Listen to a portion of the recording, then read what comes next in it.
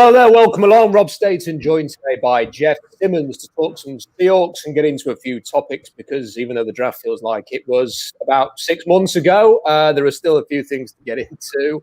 Roster topics, discussion about the state of the NFC and in particular the NFC West, plus a look at the schedule release, which is getting everybody excited tomorrow when we find out where the Seahawks will start and what path they're going to have to tread throughout this year. So big thanks to Jeff, who is here today. Also, if you want a comment or a question reading out, we are going to prioritize the super chats. So if you send a super chat in, that will find its way onto the screen straight away. If later on we may well come to some questions later on, but super chats will take a priority.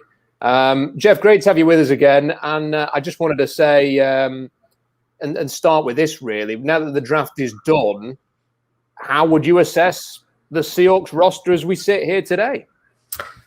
I'd say it's pretty good for 2021. I think for 2021, they've done a really nice job in terms of filling their holes, doing a good job adding depth to the defensive line. Their offensive line has better depth than last year. Overall, top to bottom, it looks like a better roster than the last couple of years. I still don't think they made any like needle moving kind of moves, but I think they really did a good job. Just they used a lot of void years and they had to do a lot of kind of creative cap stuff to get these low salary cap numbers. But top to bottom, I think they've put their roster in a much better shape. That's just for 2021. We've talked in the past about how there are questions, a lot of questions beyond this season. But for this year, I think they're right up there with any team in the NFC West in terms of roster quality. Yeah, I think the NFC is a very interesting topic overall.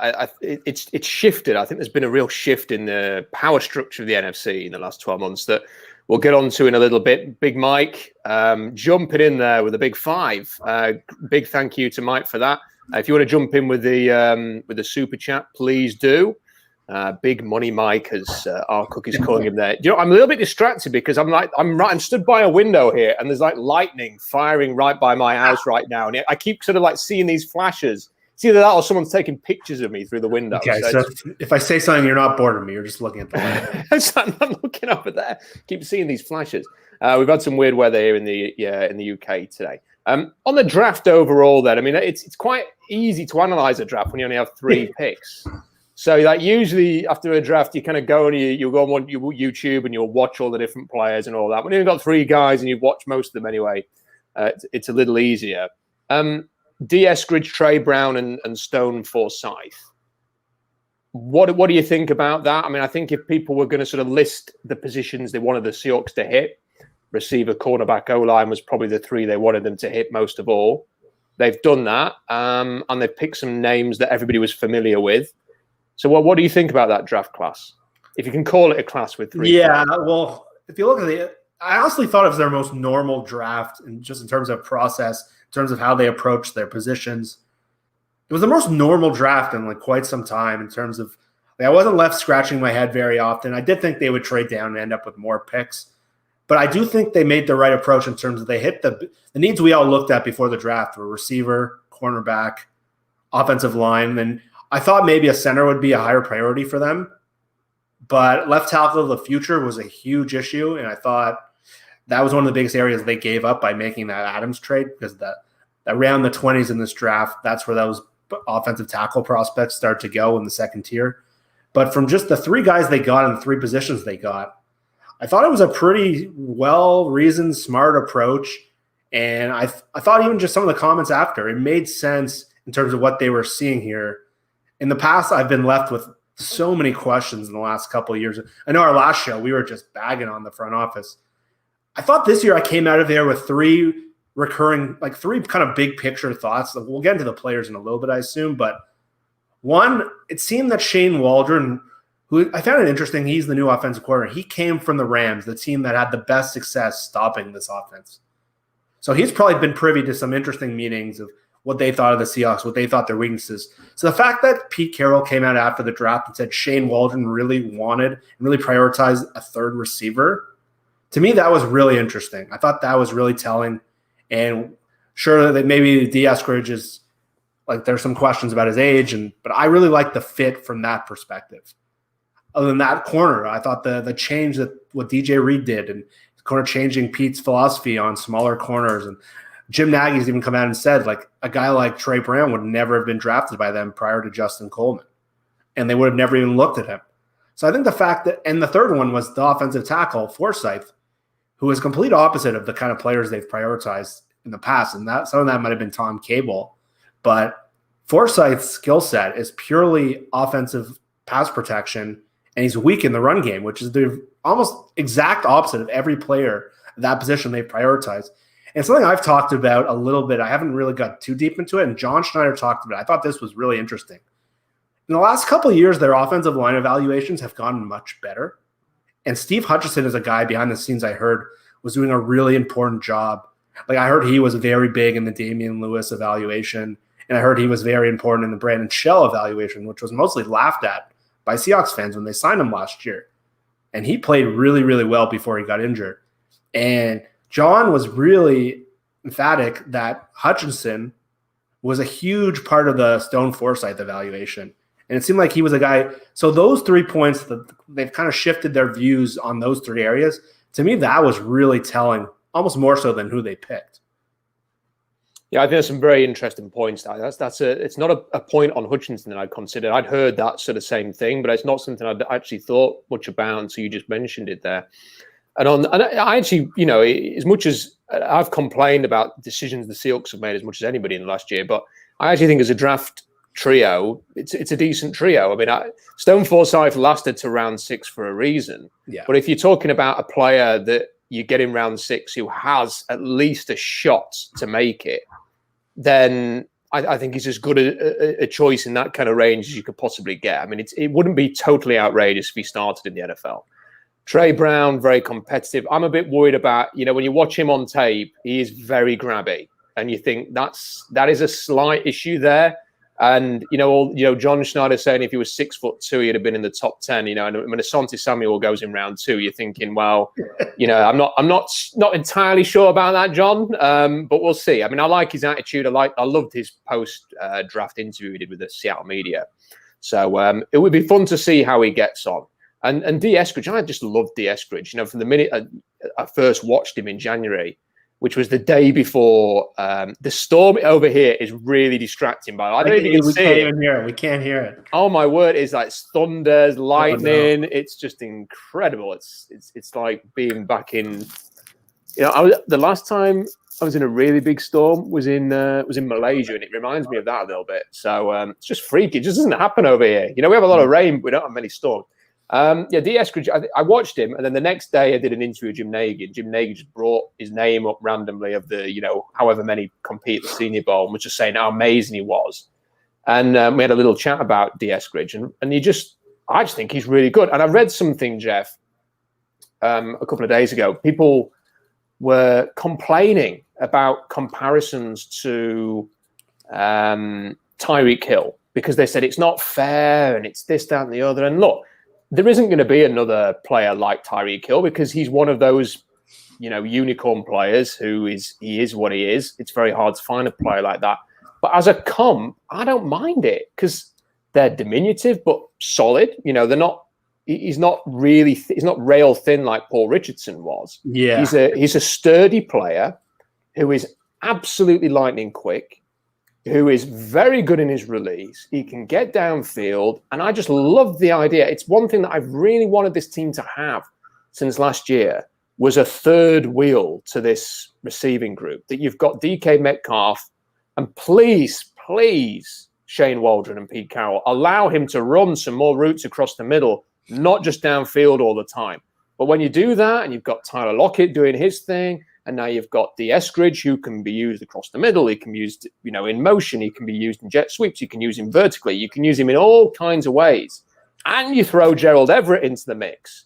You think, right, here's an offense that if they are predictable again in the second half of next season, then someone needs his arse kicked because they have too many weapons to be predictable on offense. And that is just such a big positive for me, Jeff, for next season. Yeah, and I think you said that well. And if the same issues occur again, you got to wonder if it's a Pete or a Russell problem. But to what you said, I couldn't agree more. I didn't really understand a lot of the skepticism that was coming out of like there's people all year they're clamoring for them to take a receiver. They finally do, but now he's too old. So everyone's unhappy. But to me, I couldn't agree more on what you said. The thing that I had been looking for, I don't look at the draft, I guess, the same way you do. Like I rely on someone like you or Dane Brugler to like break down the players. I more look at the draft from like a big picture. I get to know like the areas, and I sort of look at it from a full league perspective. And the one player I was targeting sort of for Seattle the whole time was Amari Rodgers. I thought they'd have trade down from their second pick. So the fact that they took a similar player made me feel a lot more encouraged about my process of how I evaluated the draft. And Eskridge is way more explosive than Rodgers. Rodgers is a little bigger and thicker and younger, but I thought what you said, I thought they really needed a receiver to complement what DK and Tyler do well. And I thought it was a huge issue last year. Tyler got a little banged up. And when games were to say DK would be covered by Jalen Ramsey, they had no counterpunch. It was David Moore and Jacob Hollister. And I can't tell you how many games it felt like in the last couple of years, big games where they were targeting those two. To go from those two to Eskridge and Everett, who are yards after catch guys. And you're right, Eskridge has some Tyreek Hill. Everyone looks at like the MAC like it's some college that hasn't. Antonio Brown came from the MAC. And I don't want to say it, but Eskridge has some Antonio Brown qualities. Obviously, that's a high comparison. But Western Michigan's produced guys like Corey Davis and Greg Jennings who have come right into the league. And Greg Jennings is an instant impact player. It took Davis a little more. It's not like he's coming from like where David Moore came from. Western Michigan's produced NFL players, and the MAC has too. And I think Eskridge really fits how Waldron – and I think Pete has kept implying this, that their offense is going to be a little different. He kept saying Russell has a lot of new stuff to learn. And I think that, to me, and then you fit in a guy who can sort of win the yards after catch game and the deep ball game, I think that really adds another element to this offense that it really did need. Yeah, I think he's got a ton of potential. Just there's some players that you watch and you think he's got something about him. And if the Packers had drafted D. Eskridge or the Chiefs at the end of round 2, I would have just looked at it with great envy. And look, I wanted the Seahawks to really build their trenches, and we're going to get onto the trenches in a second. But if they'd have taken one of the centers and then more like I say, the Packers or the Chiefs or the Rams had got the Eskridge, I would have looked at that pick and thought, I would have loved to see him in Seattle. I wish they had that first. They could have done center or whatever earlier on and then got the Eskridge. So there is just something about him. You think you can see him being a real player. It was pretty telling the Rams drafted almost an identical kind of prospect the next pick. And Eskridge sort of implied that the Rams called him. I don't know if that's true, but the fact that McVay and Waldron sort of come at this from the same way and they identified the same player at the same spot, I thought that is pretty encouraging. Yeah, that was interesting, wasn't it? Because Eskridge said in his interview, and then the Rams called, I mean the Seahawks, and it was as if, and there was something Rob Rang said in the days leading up to the draft, and when he said it, I kind of just dismissed it. I kind of thought inside now, like that's not going to be it. He said, I don't know if they'll trade down because they'll be worried about the Rams, and the Rams might target someone they want. And I just thought, well, what? They're not going to pick 3 times. They're going to move down. It's inevitable. They're going to pick 6, 7 times. They're not going to be worried about the Rams. They've traded behind like division rivals before, and division rivals have traded above them before. So that's not going to be a thing. And then when you see that Tutu Atwell pick, my immediate thought was, I was completely wrong, and Rang it either just had a fantastic projection there or knew something, because that to me was the Rams want that type of player, and maybe they would have taken Tutu Atwell anyway. But I think the Seahawks had an idea that that's what they were going to do. They've got Shane Waldron. He may well have known what they were thinking. And on that occasion, the Seahawks thought, we're going to get our guy. And I just really like that pick. I don't care that he's 24. I know that's been a real bugbear for a lot of people. Yeah, me either. I always think with draft picks, you have to treat them as almost like free agent signings a little bit. That you've got this player for 4 years now, and then you might want him for a bit more. In 4 years, he'll be 28. If you wanted to sign him for a 3-4 year extension, you're not getting into it's not like he's going to be 36 at that point. So if you get a second contract out of him, fair enough. If not, if he can help you succeed in the next 4 years, then great. And I think he's got the real potential to come in and have a big impact there. So I mean, that's. I think that, from a draft point of view, I think that was a good pick. And given that they didn't have a first, I think they've got some value there. I have to admit a little bit, Jeff, that I was somewhat jealous. But I kind of like to look at what all the teams have done afterwards and skim through. Usually when Mel Kiper does his grades piece, he just lists everybody's picks. Yeah. So it's very easy to sort of see who everyone's taken. And when I looked at the Chiefs and I saw Creed Humphrey there, and I thought, and they've traded for Orlando Brown. It's not guaranteed to work out at left tackle, but they've traded for him. They brought in Joe Tooney as well, and thinking what their big need was this offseason, they just emphatically went out and addressed that O-line. And part of me is worried still about how the Seahawks are made up in the trenches on both sides of the ball. Have they got the chops to go into a big playoff game at home or on the road and take it to an opponent in the trenches to grind out a close win? I'm not convinced on that. I'm with you there. I think the issue the whole offseason really for the Seahawks is they had too many needs. And this was a result of just poor decisions and poor roster building. With the Chiefs, it was really, they had one need really, and one position group, and they could essentially attack the hell out of it. And the Seahawks had to find corners and defensive linemen, and KJ Wright still on sign, and receiver and running back. And I'm with you. I still don't see like I would have loved to see, and I'm sure Russell's sitting there pretty jealous of what they're doing. And I would have loved to see them just attack that position group, because really, unless Damian Lewis takes a giant jump forward, it's hard to see them becoming like a team that can just dominate in the trenches. Like Gabe Jackson adds stability, and Upati played pretty well, but the problem with him is his body just couldn't hold for the full season. And once Upati wore out, that left guard position just became pretty bad. And Gabe Jackson's moving to right guard. Lewis flips to left guard. So they should be better, but I don't see a team that's obviously going to be like a dominant front. And the defensive line is the same thing. They don't really have if you look at all the best defensive lines in the league, they have a dominant player. And Carlos Dunlap was really solid, was really good in short spurts, but he's not a Nick Bosa or an Aaron Donald or a guy like that. It's clearly a tier down. There's a reason he slipped through free agency, and you got him for half the price essentially as last year. Their depth is really good on the D-line, and maybe Darrell Taylor or Alton Robinson steps forward. But unless something like that happens, or Damian Lewis, they look solid there, but I'm with you. They don't look like a team that has the chops to go in and do what's essentially what San Francisco used to do and just dominate it up front. That's not who they are. They're going to have to win by being a balanced team, because that's more how they're built. They're solid pretty much everywhere, other than really the corner position, which they could be. But they're going to have to win because their quarterback's better and that they're functional. But they don't. I'm totally with you in your assessment. Yeah, I think the D-line, I saw a YouTube video popped up onto, my suggested, because as you can imagine, YouTube suggests anything that you're interested in. So with Seahawks stuff, it's every Seahawks video that gets created, regardless of who does it, gets recommended to me on my YouTube sort of page. And this one said, the title of it was, I forget whose video it was, apologies. Is this the best D-line the Seahawks have had under Pete Carroll? And my response to that in my own mind immediately was, who are you trying to kid? It's like people have very short memories. That 2013 team was yeah. Wow. That 2013 D-line was remarkable. And then it's easy to forget that then, a couple of years later, they drafted Frank Clark and just added it to what they, it was kind of like, instead of Chris Clemens, they had Frank Clark. So no is the answer. This is not the best D-line that Carroll has had. And you're right. That's my big issue. There's no difference maker.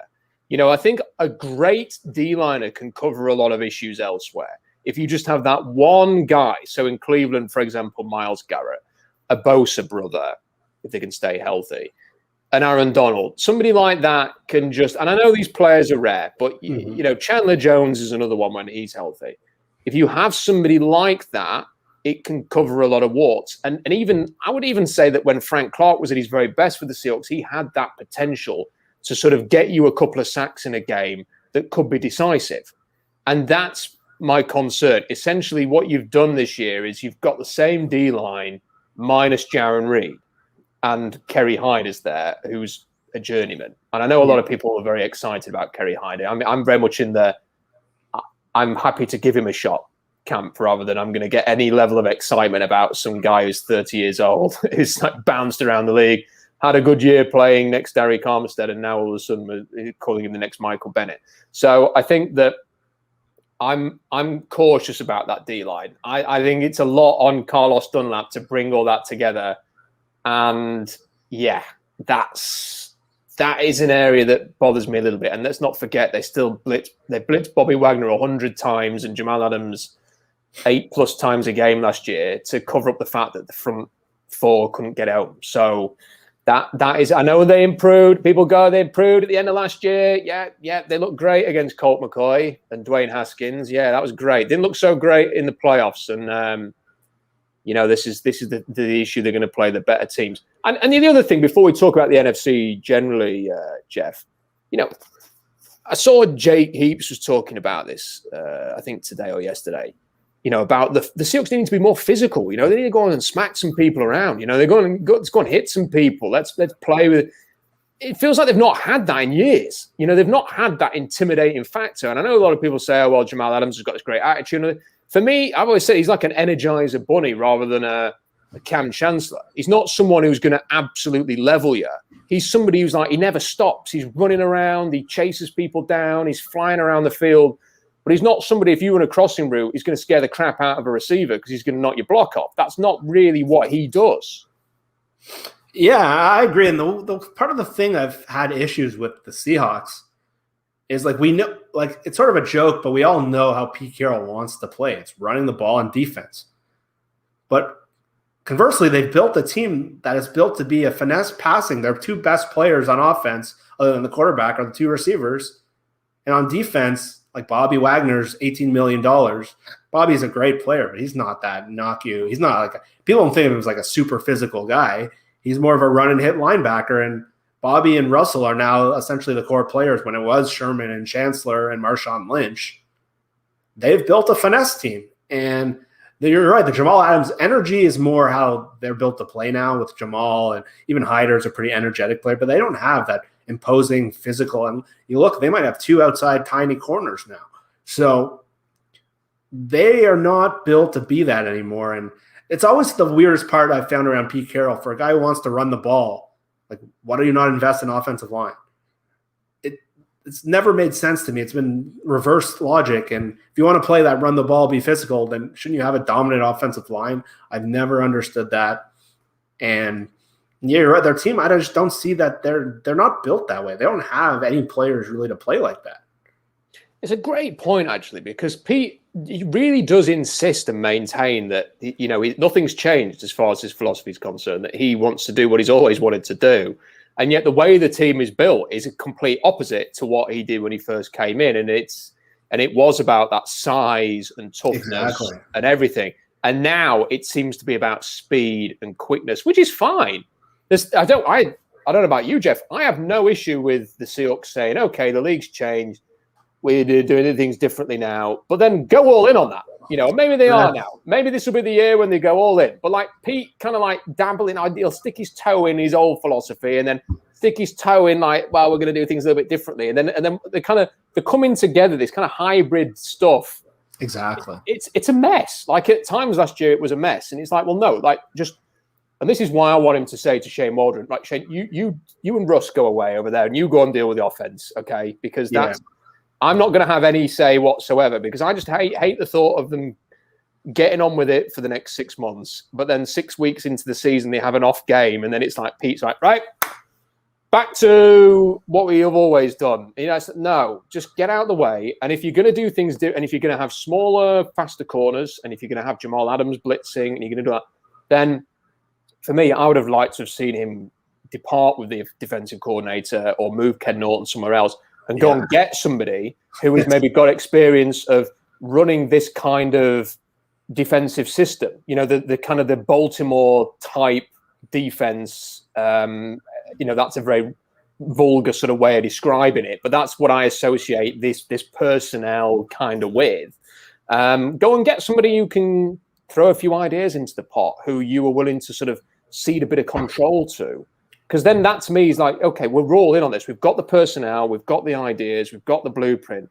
Now we're going to go and deliver it. rather than, well, we've got these pieces, but actually we want to play like we always did. And, we want to play the way that, if we had the Browns O-line and the Browns running backs, we could do it that way. But we don't, but we're still going to try and do it anyway. It's like, that shouldn't work like that. Yeah, and I wrote a story on the Hawk Blogger site after that Giants game last year, and everyone remembers that was by far the most frustrating game of the year, where it was so obvious what they should be doing, but they were doing the exact opposite of that. And I wrote almost the exact same thing, that the team had an identity crisis, not just from like the coaching, but from a big picture where like last year it was clear in the first half somebody made the decision that they wanted to go pass heavy and change how they were playing offensively. But all of their personnel moves in the offseason did not reflect that. They didn't really invest in a third receiver. They didn't invest in a pass-catching running back. And they didn't really invest in pass-protecting offensive linemen. They signed Mike Upati back, and they brought in B.J. Finney. And they didn't really invest in players that fit that philosophy. So either they decided that after the offseason, or Schottenheimer had to like – and then on defense, the way they were trying to play with Ken Norton, who's a very vanilla defensive coach, and he's good at like motivating players, and the players really like him, but I don't think he's like an X's and O's scheme kind of guy. And if you're bringing in a piece like Jamal Adams that you're paying insane capital for, like you said, they don't really have the identity of a team that fits his game. And if you're going to play like cover 3, that's it. Having a piece like Jamal Adams leaves you shorthanded. And that's what happened to them in the first half of the year when they couldn't cover anyone. So it's sort of a weird – I think the reason I've liked their offseason more is their moves this year have aligned how I think they want to play. Especially we talked about it with Everett and Eskridge. I think that really fits with what Shane Waldron wants to do offensively. And we got to hope at the first sign of something bad or adversity, Pete doesn't do what he usually does and revert back and huddle back into his old techniques. But defensively, if they're just going to run the cover 3 stuff and they want to go with sort of iffy corners and hope that Darrell Taylor emerges as a pass rusher or Alden Smith is good, we'll see. Like, I was looking at their schedule. We'll probably talk into this. They're not playing as many dominant quarterbacks now that we don't know what's happening with Watson and Aaron Rodgers. So they might have escaped those two. But, yeah, I definitely have questions with the defense in terms of how they're going to play, because I thought the reason they spiked last year was not any coaching decision. I thought they just got Jamal Adams and Carlos Dunlap back. And considering who they were playing with, I think it just spiked their performance. And then you mentioned the quarterbacks. Yeah, I think the best way to describe it is that, and I hope Pete doesn't kid himself into thinking that suddenly they developed into one of the best defenses in the NFL. I think what it was that they finished the season with nice defensive results, and the stat lines were good. But actually, the opponents do play into this, and the Jets were just an absolute shower when they played Seattle. I know they beat the Rams the following week, and that skews it a little bit. But they were so bad, and Washington was bad, and they had to go back to Dwayne Haskins, and Colt McCoy was in, and yeah, but you make a good point on the schedule, and I do want to touch on that in a moment. I think first I'd like to talk generally about the NFC, and how it looks, because I'd kind of like worked under the assumption since free agency really that I don't think the Seahawks have done enough and stuff like this to take a step forward. That I think they're perfectly capable of doing what they've done the last few years, which is playoffs, potentially win the division, but can I see them winning 2-3 playoff games? Not really. But then I did have a look at the NFC, and it's, as you mentioned at the start there, Jeff, and a reminder to anybody, because I've not mentioned this from half an hour in, a lot of people are asking questions. The super chats will get priority. So if you want a question answered, super chat away, people. There's a lot. We'll try and get back to some of them at the end, but super chats will get, it's like an alarm goes off. We just go straight to it. In the NFC, so the Bucs appear to be the team to beat, just because they brought everybody back and they're the defending champs. But then you've got the Saints, and it'd be easy to imagine the Saints regressing a little bit, although Sean Payton has done a very good job with backup quarterbacks over the years. And it's not like Drew Brees has been playing elite football for a couple of seasons. Apart from that, what the heck is going to happen with Aaron Rodgers? Is he going to retire and host Jeopardy? Is he going to be in Denver? Who knows? But the Packers without Rodgers are a totally different beast. You're talking about King Kong with Rodgers and Bubbles with Michael Jackson without. That's the difference. So, that could be just huge, because let's not forget the Packers were in the NFC Championship the last 2 years. Apart from that, there's nothing scary, is there, about Minnesota, Chicago, Detroit? Atlanta, I think, will be better, but there's still a lot of work to do there. Carolina, they might give teams a game, but you don't fear the Panthers. The NFC East still looks like the NFC East does. And then you kind of come to the NFC West, and like San Francisco, you could see it going either way, couldn't you? You could see them being what they were in getting to the Super Bowl, or you could see them being an injury-hit disaster zone or trying to force their rookie into playing early, and it could go either way. And I think the Rams, the Rams have upgraded at quarterback, but I don't know what you think. And I know this will be a controversial opinion amongst many sections of the Seahawks fan base, but I don't think the Rams have looked the same since Todd Gurley's career turned into one of the zombies from the new Resident Evil game. Because as soon as he went, and that was it, and it happened very abruptly, didn't it? It was like 1 week he was MVP candidate, and then in the playoffs he's not playing, and then he's gone. And the Rams just haven't been as formidable since. They've been good, not great. And whatever he produced, those kind of 2,000 total yard seasons, Jeff, just elevated the Rams. And they've never been that since he went. Well, people don't like to admit it because all the analytics types love Sean McVay, but they really do believe in running the ball. Like, their run percentage out of neutral situations, I think last year was one of the highest in the NFL. And if you look at where he came from the Kyle Shanahan coaching tree or Mike Shanahan coaching tree.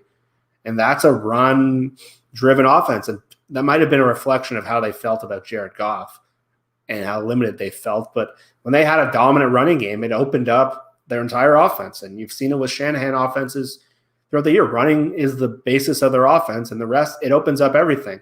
Just having those different looks. And when they couldn't run the ball the last couple of years, their offense wasn't as hard to stop, and it wasn't as productive. So when Gurley was going, and Gurley was a dominant player before he got injured, the reason everyone knew this coming out of Georgia, that he had an arthritic knee, but when he was going, he was as good as any offensive player in the league. And I know his position will not reflect that on social media, but I agree with you. And even looking at I really agree with everything you said, because a couple of years ago, the NFC looked dominant. And really the hardest thing for the Seahawks is going to be getting out of their division, because if you look at the other divisions, they're not very good. Like the NFC North, if Rodgers doesn't play in Green Bay, is terrible. The NFC East, I think Washington has a good thing going on, and Fitzpatrick will stabilize them a little bit. Dallas has no defense. The Eagles are a rebuilding team, essentially. The Giants are what they are, 500 team at best. Really getting through this division is going to be – because I think the Niners, if you look at them, the Niners are really set up, I think, for beyond 2021. I think if you look at the next couple of years, if Trey Lance hits, I think the Niners are going to be the team to beat in this division for the foreseeable future. With Lance and with the running game they develop, and with Ayuk, Kittle, and Deebo Samuel, I think they're best set, and Nick Bosa on defense, I think they're best set up for the future. But in the short term, I think the Seahawks are right there with the Rams and the 49ers. I'm not buying Arizona as much as others are. I think they've invested in a lot of older players that are sort of past their prime, J.J. Watt, A.J. Green. I don't believe in the coach too much. So I think you look around the NFC and you see Tampa, whose roster is pretty good, but you got to remember they played backup left tackles in the playoffs. That was a huge reason. David Bakhtiari was out, and in the Super Bowl, like the entire Chiefs offensive line was out. So when Tampa played New Orleans in the divisional round, they looked terrible. Like they should have lost that game. So Tampa isn't this juggernaut powerhouse I think everyone thinks they are. I think they just got really lucky in the play. They're a good team, and everyone's coming back. But I don't think that this juggernaut – I think the Chiefs, if they get right, are much scarier than Tampa Bay. So if you look at the NFC, there's not a lot of juggernaut teams. Just the hardest thing is because of how good this division is. It's just getting through this division. But the rest of it, four of the six best teams might be in one division. Yeah, and I think that is what gives me some confidence that this can be a better season for the Seahawks, is that I think with consistency on offense and avoiding the peaks and troughs of the defense, like it's like I can sit here and go, I don't like the defensive line as much as a lot of people do. But they just don't be really historically terrible for 6 weeks and then a bit better at the end. Just be decent. If they could be the 16th best defense in the NFL next year, it gives you a chance because you have Russell Wilson. If he can perform consistently and avoid his own peaks and troughs of amazing start, mediocre end, then the Seahawks have got a chance. We've got a super chat. This is from ATM351. Thank you very much for your support. Taking Eskridge over O-line, do you feel that Waldron is looking to cover up some of the weaknesses on the O-line with his offensive scheme? Now, it's an interesting point, Jeff, because it's not as if the Rams have had a dominant O-line under McVay, but you'd never kind of know, would you? No one ever really talks about any weaknesses with the Rams O-line, and it's not like they had 5 studs playing up there. Yeah, and so it was interesting because I was like you, and I read your reports, and I was like you. I didn't think there was a chance Creed Humphrey would make it to Seattle. And when he did and they didn't take him, I thought, okay, this is pretty telling. Let's take a step back. What am I missing? And then I looked at who the Rams centers have been the last couple of years. And it's Austin Blythe, who was a street free agent, Jonathan Sullivan, who was a street free agent. And they've essentially – so it's kind of asking around, the way I have heard things is they believe that their scheme – is much friendlier to offensive linemen than what Seattle's been playing in the past. And if you look at how the Rams have played and sort of how the 49ers have played, a lot of the quick passing, a lot of the scheme stuff, it doesn't ask offensive linemen to do as much because things are dictated really quickly to the quarterback. I don't know if Seattle's going to play that way, but Ethan Posick would fit the kind of center that the Rams have had in the last couple of years, and they have not invested in that spot. So I think they believe that scheme will hide some of their weaker offensive line that hasn't in the past. And I think that they believe they needed a difference maker at receiver that can't be created through scheme. And if you look, if they didn't draft the guy there, Freddie Swain is probably your wide receiver 3 going into the season, which was a pretty big question going into the draft. But I totally agree with the super chat question. I think they believe that they can hide a weak spot through quicker passing and through scheme than they can with a receiver.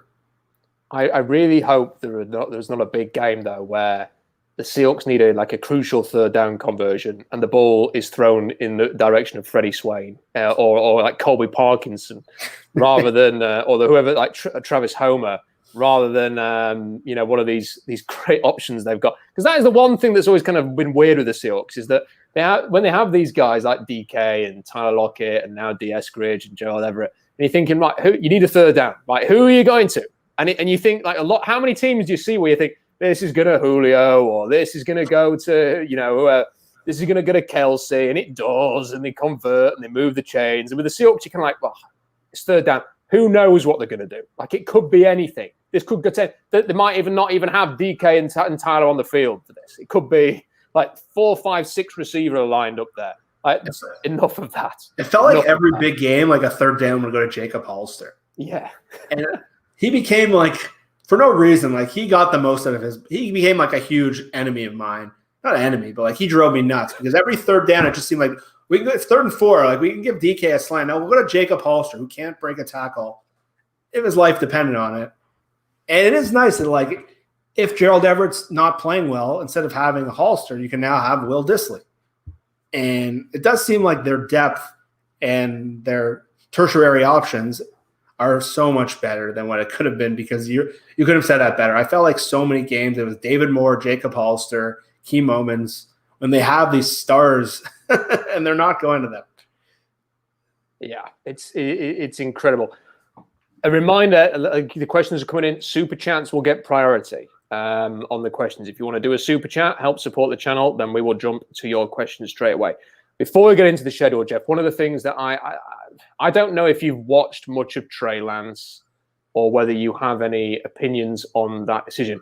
It has been probably my favorite talking point off the back of the draft is the Niners taking Trey Lance.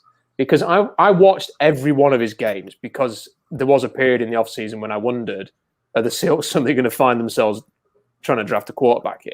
So I've watched every one of his games, and I just cannot get my head around trading 2 future first-round picks and, in order to spend number 3, so that's 3 in total, on Trey Lance. Now, when the Rams did it for Goff had played at California for a number of years. Okay, it's the Pac-12, it's not the SEC or whatever, but it's, he'd played. You had a body of work there that you could judge him on. You knew what you were getting.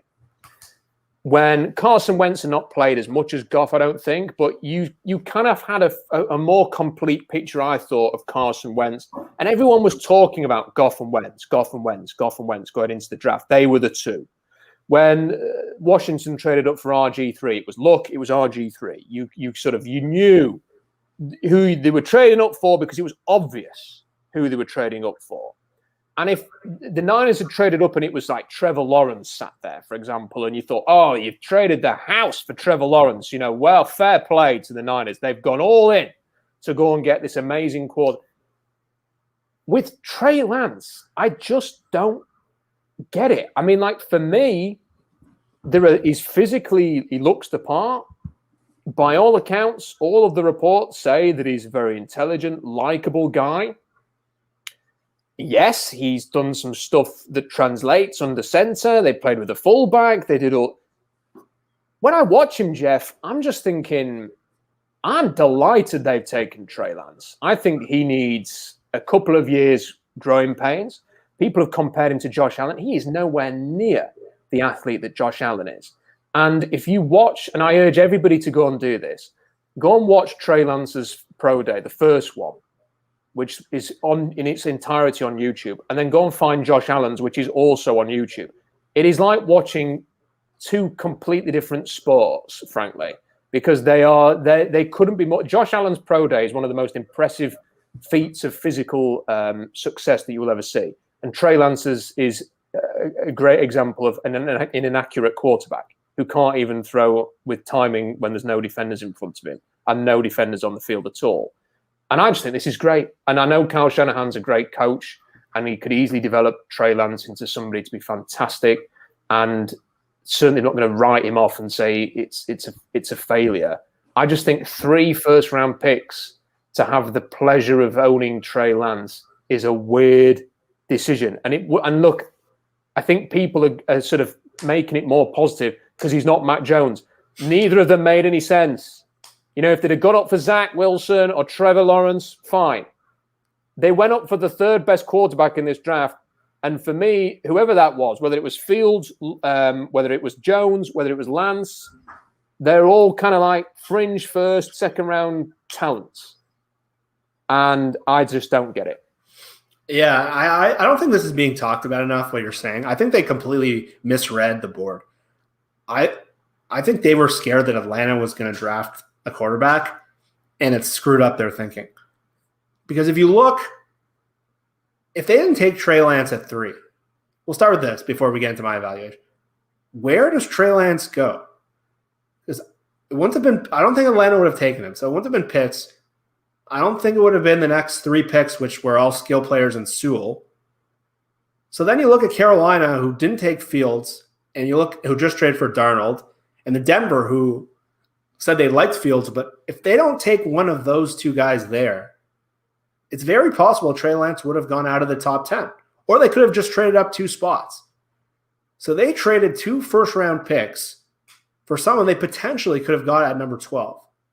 So from that standpoint, I think they really misread the board, and I think they acted way too aggressively because of what they thought of. They thought either Atlanta would pick someone or trade it. And I think that, going back to the evaluation of the player, I'm with you. Another thing that's interesting, he didn't play. He played 1 game this year. And if he doesn't play this year and Jimmy Garoppolo plays, that might be like 2 full years without playing.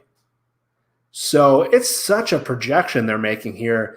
And the thing with Kyle Shanahan, and a lot of people have kind of come onto this lately, they played Josh Allen last year, and he destroyed them. There was a game where I think it was a Monday night game, and he destroyed them. And Kyle was very shook after the game. And I think he probably went back and said, okay, we need someone like this. And we've seen it with the Seahawks. They overcorrect and overcompensate so many times. And coaches with egos, they make this mistake where they overcorrect to one thing. And we saw it with Rashad Penny, where all the running backs got injured, and they overcorrected, and they drafted Rashad Penny in the first round. And I think the Niners, And if Trey Lance turns out great, maybe I'm wrong here, but I think they overcorrected. And I think they wanted a guy who was big and strong, that had a rocket arm, rather than maybe getting the quarterback that fit them. Not only that, they traded insane draft capital to get there. So I think they're making a huge projection here. And maybe it's Kyle's ego thinking I can turn anyone into a star. I did it with Kirk Cousins. I did it with Jimmy. But there's a lot of question marks for trading up 2 guys to be the 3rd overall pick. Essentially, this is his future now. This is Kyle's future, because if this doesn't work, he's going to get fired. So, sorry, Jeff, go ahead. No, go ahead. I think he's been in San Francisco for 4 years, and I think that the original plan, and Chris Sims, who's very close to him, has kind of asserted this a little bit. That the initial plan was they were going to just sign Kirk Cousins when he became a free agent, and then they were losing a lot of games, and they felt a bit of internal pressure to, well, we can't wait forever for this. They go and get Jimmy Garoppolo.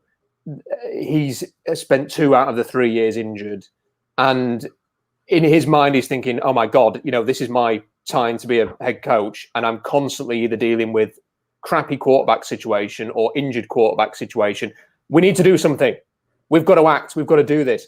And they go and make this trade, and they think, right, now we're guaranteed to get the 3rd best quarterback in the draft, or whoever we think's the 3rd best quarterback in the draft, and they think that's a good thing. But then as the days and the weeks go on, I just wonder if there was some buyer's remorse as to, what have we done? Because if the feeling was that they quite liked Lance and they liked Mac Jones, and all of the national media was saying it's Jones or Lance at 3, and Jones was there at 12. They didn't need to give away 2 first-round picks to move up. They could have had one of the 2 at 12. And it's funny that after all that day, which was the Zach Wilson Pro Day, when the trades happened, and then Miami moved down, and then they move up again. And somebody reported, it was Tony Pauline, said that the Dolphins have got buyer's remorse for going back up and giving what they gave up. And that's understandable, because Devonta Smith would have been available to them at, they could have done what the Eagles did easily to get that, rather than needing Waddle having to move up and trade a first-round pick to get back up again. And I think the Niners, with hindsight, probably thought, I'm not sure, because Michael Lombardi reported the week before the draft that teams in the league were thinking Fields and Lance are going to be there in the teens. And I just think I think all 3 of them were overrated the 2, I think Lance and Fields were overrated. I think there were plenty of people in the media willing to say Mac Jones, dad bod, not good. That was a lot of that. I think that all 3 of them warranted the Jordan Love projection, which was sort of late 20s, rather than, and it's like I see the Chicago Bears fans getting very excited about Justin Fields, and I'm thinking, yeah, but just steady on there. And listen, I hate to say it, and we've got a couple of super chats I want to get to, but I mean, someone's posted this, so I want to be fair with this. So this person's put, I'm pretty sure Rob was raving about Trey Lance when all the Russell stuff was going on. And the great thing about writing a blog is that you have the ability to go back and find what you wrote. And here we are, as if by magic. Thoughts on Trey Lance's pro day. The overwhelming reaction from the workout was positive, with media types everywhere heaping praise on Lance. I watched every throw. I was nowhere near as convinced. His accuracy was highly inconsistent, with too many throws behind the receiver or a fraction high. I can't recall a recent pro day with so many balls hitting the turf. I saw overthrows and underthrows. He's toesy with his feet. His technique needs further work to sharpen up his accuracy. On tape, you see some of this show up. Yada, yada, yada. He has a great physique and all of the traits you want. In part, I think that's why he got such a positive review. He looks the part. But then I go on to say the hype is too much for me. It's always possible a team becomes enamored with the upside and takes him very early. I think he's a fraction more appealing than Jordan Love and deserves to go in the same kind of range. So just to sort of, I want to be fair. That is what we were saying before, and I'm not being too smart with hindsight after. I don't think he was worth what they gave up. So we have a super chat here. It says, you've talked about the offense under Waldron and how it could look different with their current roster. What would you like to see from the defense? We have talked about this a little bit. I think just to sort of add on to that, Jeff, I would say more turnovers, more hits. That's what I want to see. And if they can do that, I want to be excited by the defense again. I don't think I've been excited by the Seahawks defense in a long time. Yeah, the turnover thing's a big issue. They didn't have corners the last couple of years that took the ball away. And one of the reasons, like Shaquille Griffin, like I would have never even considered signing him at what his price point was going to be because he never made a play on the ball. Yeah, I think he had like 3 interceptions the last 4 years. And I think that's the biggest thing they need to get back to, whether that's pressure from the D-line, whether that's sacks. They need players who take the ball away because that makes things so much easier on the offense. And they actually have corners that are built to do that. So we'll see if it happens. The super chat here, no questions here, just my appreciation. Thanks, Rob. Thanks, Jeff. Thank you, Blackthorn, for your support. If you have a super chat, we'll squeeze it in before we finish up here. We're going to end by talking about the schedule, which is coming out tomorrow. And again, Jeff, this is kind of similar to what I was thinking about the NFC. When I initially saw who they were playing, I thought this is a much harder schedule than 2020. But now that things have happened, it doesn't look as difficult. So obviously they play the NFC West home and away. Home opponents, Chicago, very winnable. Detroit, very winnable. Jacksonville, okay, big changes. I think possibly the best time to play them this year when Trevor Lawrence is a rookie. New Orleans Saints could be a very different New Orleans than we've seen in the past, although yes, Teddy Bridgewater came and beat Seattle last time they came to Seattle. Tennessee Titans, a winnable game, a tough game, no doubt. But at home, I prefer that than playing them on the road. I think on the road, much harder. Away opponents, Green Bay, always difficult to go there. But is Aaron Rodgers there? We've talked about it. Could be a lot easier. Houston Texans minus Deshaun Watson. They could easily be the team that picks first overall next year. Texans, the way that they've got. In fact, I think if they're not the favorites to own the first overall pick next year, I'll be surprised.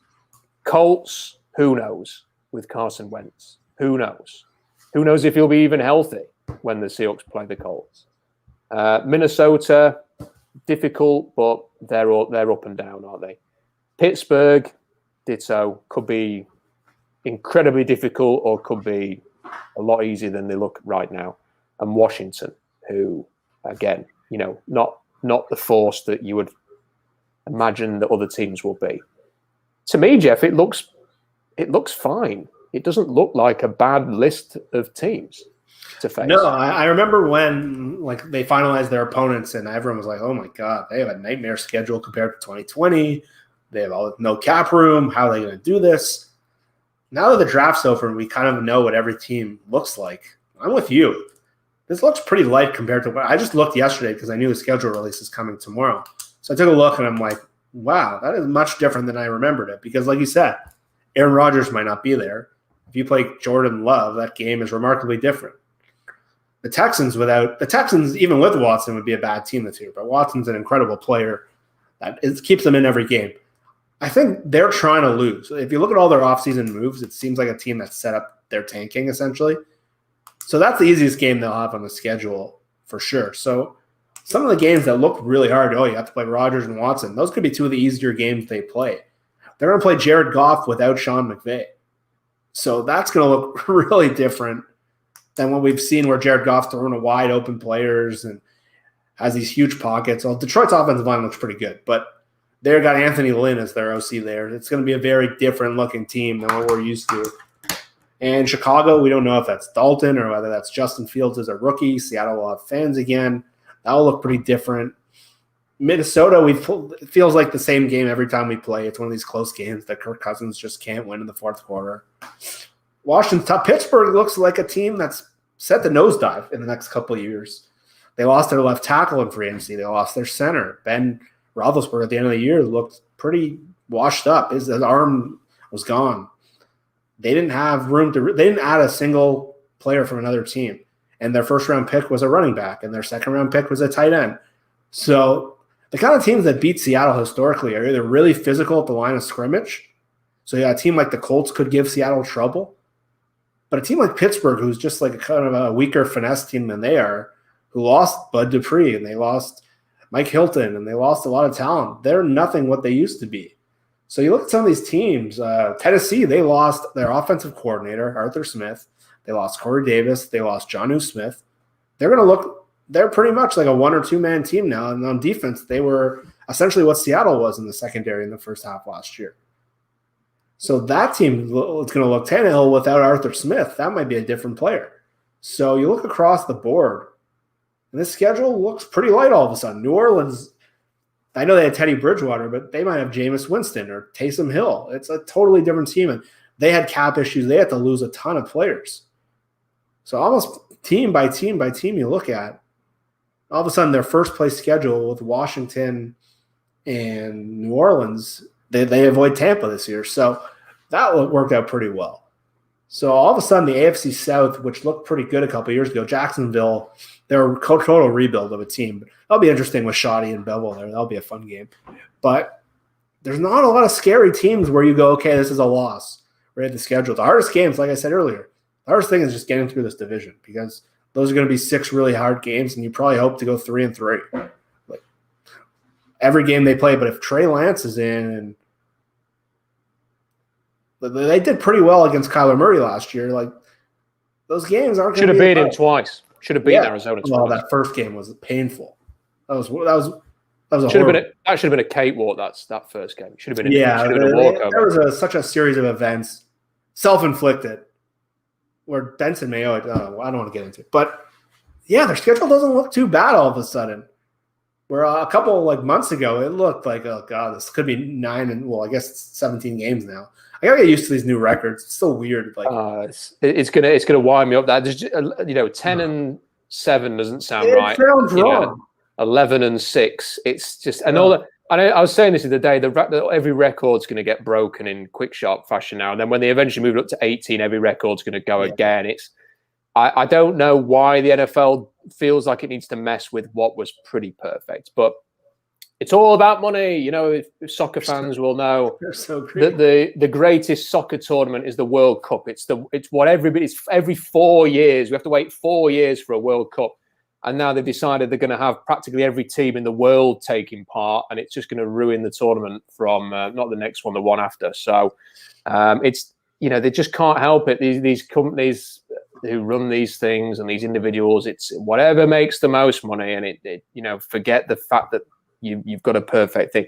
I think on the Steelers, not to talk too much about the Pittsburgh Steelers, but I can't believe that they've been so blasé about the quarterback position, because when you actually look at the roster, and listen, I don't have a massive issue with the players they took in this draft like some others do, but I just can't believe that they look at what's happening with Big Ben, and it's been a few years now. I can remember the last time the Seahawks played them in Seattle, and he left that at the end of that game, and it's like you just know that at some point in the season, Jeff, he's going to pretend to be injured, take himself out, create a whole bunch of drama. Mason Rudolph's going to start a few games, and the season's going to implode.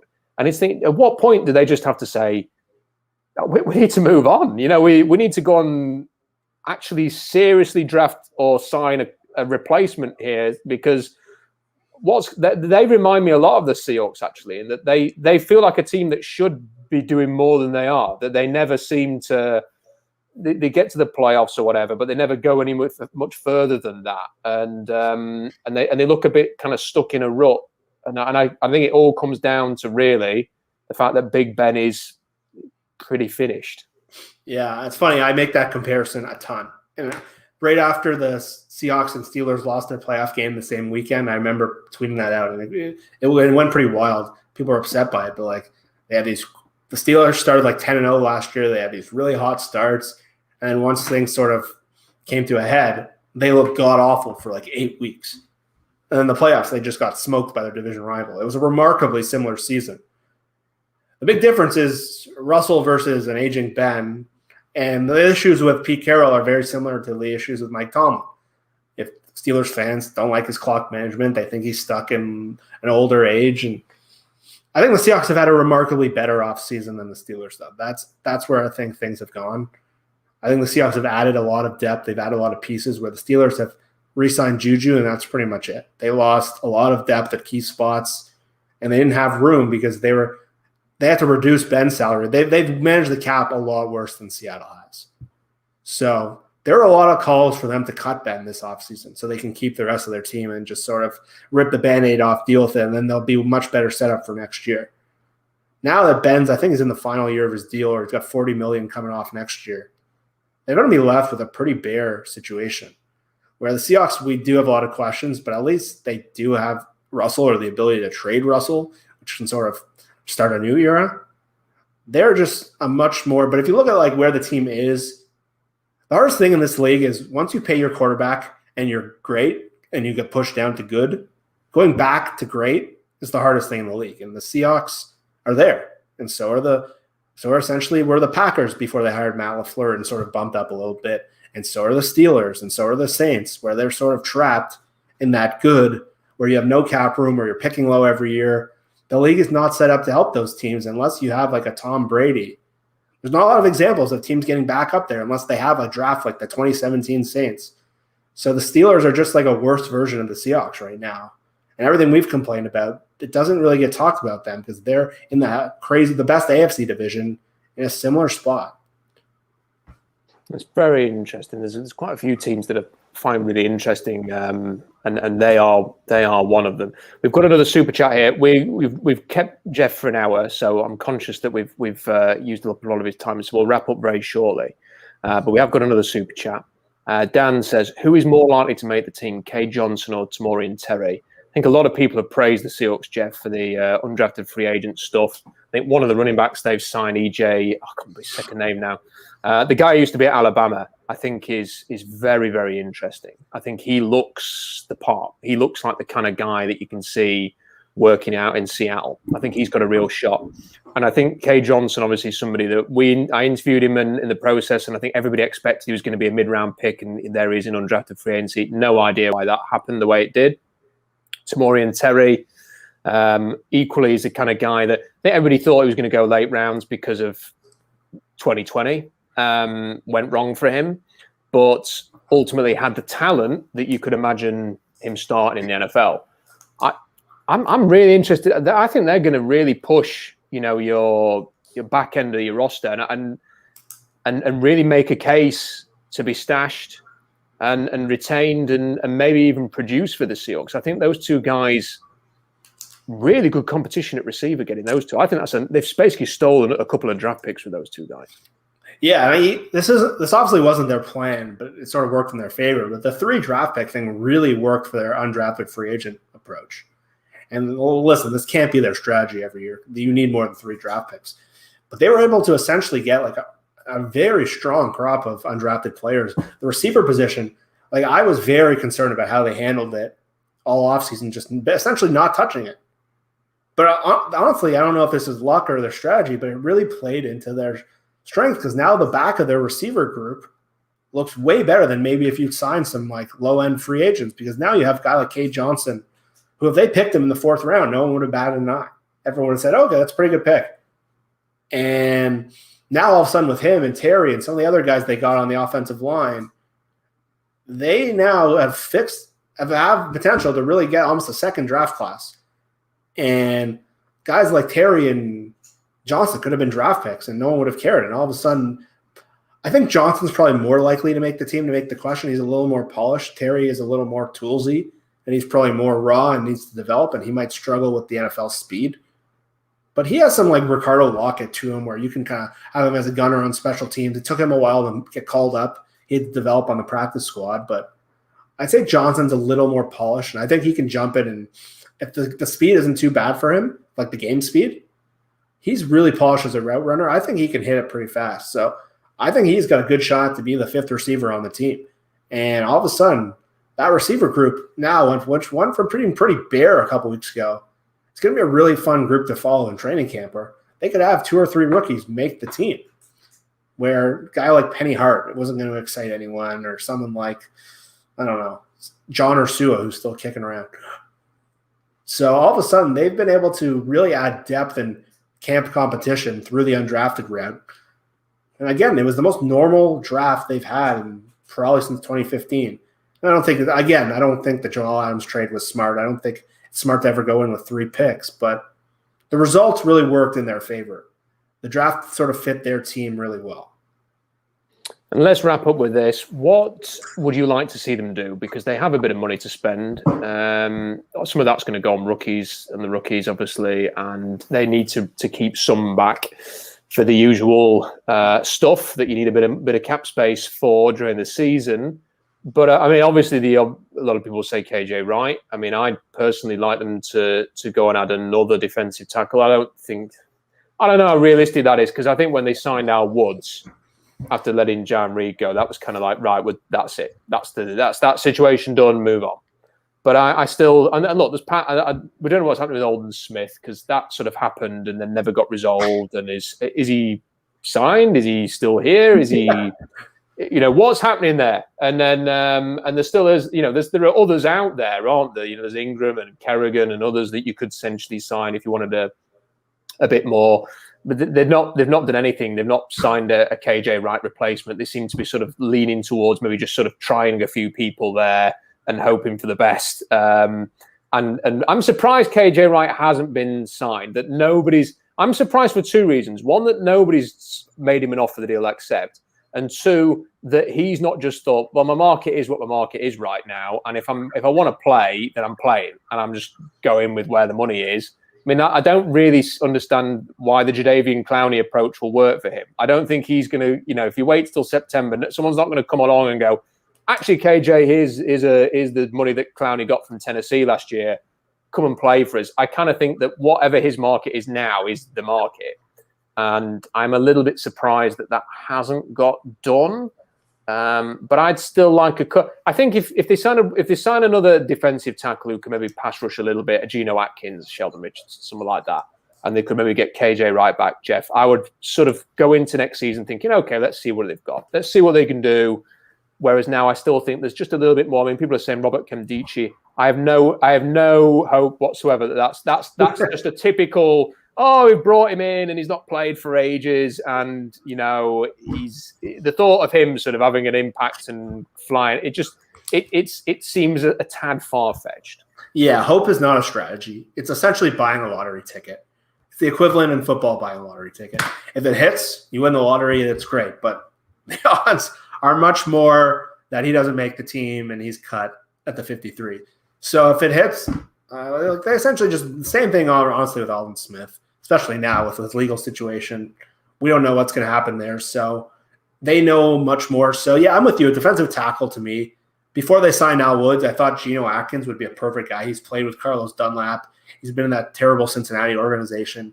The guys who've come, like a Diggs, Adams, Dunlap, like when they come to Seattle, which we rip on them, but league-wide, like when you go from that organization to what those guys have been at, it's very eye-opening for them. So I thought Atkins would have been a really good fit, but they jumped on Al Woods pretty quick. So they must have earmarked him over those guys. I would like to see them add a little more there, because Monet, Woods, and Ford, it's still pretty thin unless they really think Lattimore or MDJ is going to take a big jump, or they think Monet's startable player beside, I don't know. I would like to see them add another pass rusher guy, unless they think LJ Collier can slide inside and be that 3 technique on third down.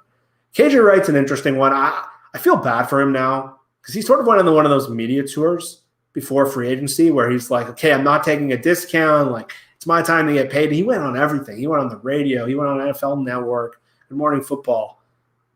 And then he got nothing. His market just tanked. And his combination, and he had a great year last year, but his age and the NFL has really pushed towards off ball linebackers. It's a devalued position, which makes the Jordan Brooks pick even more confusing. But Jordan Brooks is a guy that they sort of need to maximize considering where they picked him. And he did look pretty good by the end of the year in flashes. So I'm not too they got to do anything they can to re-sign KJ Wright. It would be nice. It's almost a luxury at this point because his price will probably be so low.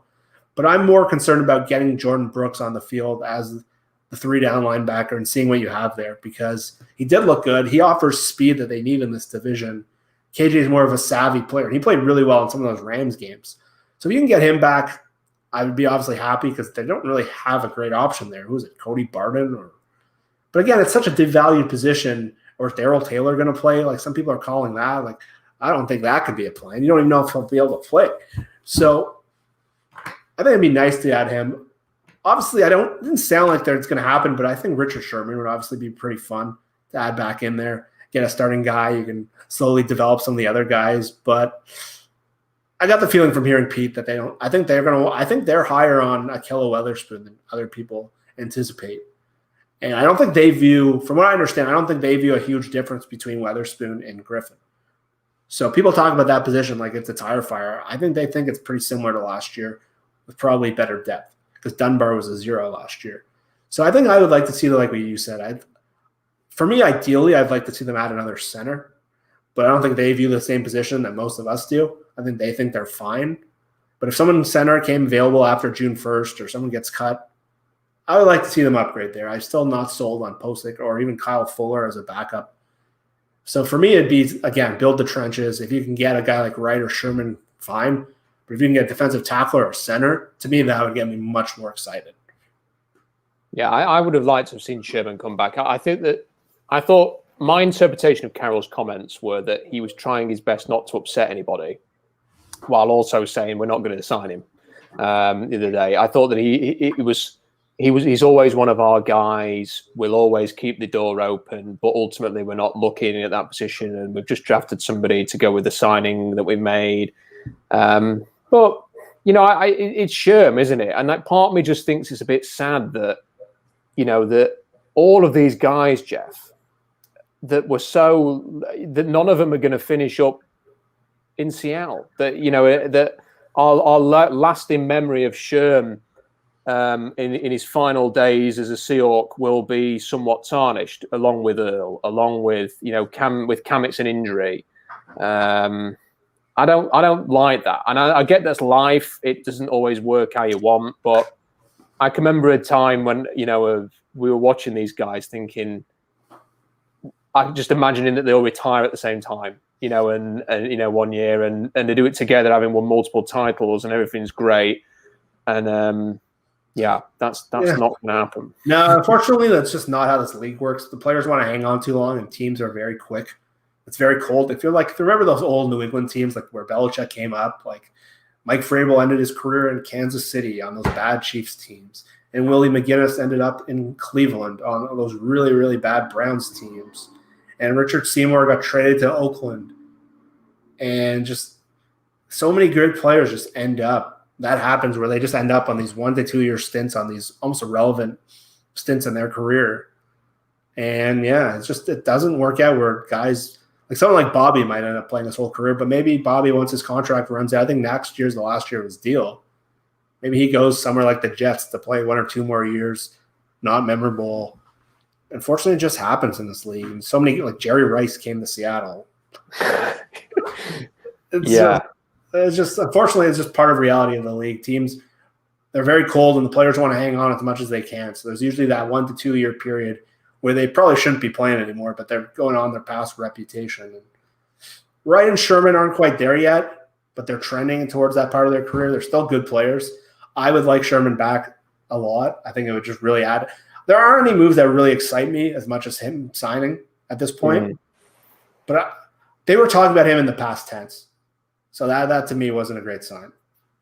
Yeah, and I was thinking the fact that he hasn't signed anywhere, and there are so many teams that need cornerbacks, or that needed cornerbacks in the draft, then didn't draft them, and he still hasn't signed anywhere. And you think, what's going on there? And I heard something. I didn't hear something. It makes it sound like I was chatting to some like great insider network here. I think I heard a podcast or someone report that Sherman wasn't as easy to deal with in San Francisco as maybe people think. I can't remember who said that. It might even have been a Florio special. I don't know. But he's obviously got an axe to grind because he's big on the whole agents being your own agent thing, hasn't he? So it may even have been that, but I don't know where. I can't remember where I heard it, and I just find it interesting that he hasn't signed anywhere either, because you would have thought somewhere, Saints, whatever, we would have ended up by now. But nevertheless, we'll see what they see if they do anything before the season begins. Someone quite rightly mentioned that Marshawn came back and finished. Again, I'm going to assume he's finished at this point, and that was nice. That was a nice moment to see him come back. It's just a shame that it didn't end in a glorious Super Bowl to finish, but never mind. And Jeff, it has been great to have you, and I think people appreciate your time and your views, and you've always got a lot of interesting things to say about the Seahawks. So Big respect for you coming on and sharing some time with us. Stick with, we're going to do a few more of these in the off season, having a bit of a break from the riot and the blog. But certainly we'll be carrying on YouTube. Thank you for all the super chats. Thank you for all your comments. Don't forget to like the video. It helps. Subscribe, hit the little bell button thing so that you know when the next video is going to come out. And we'll speak to you next time.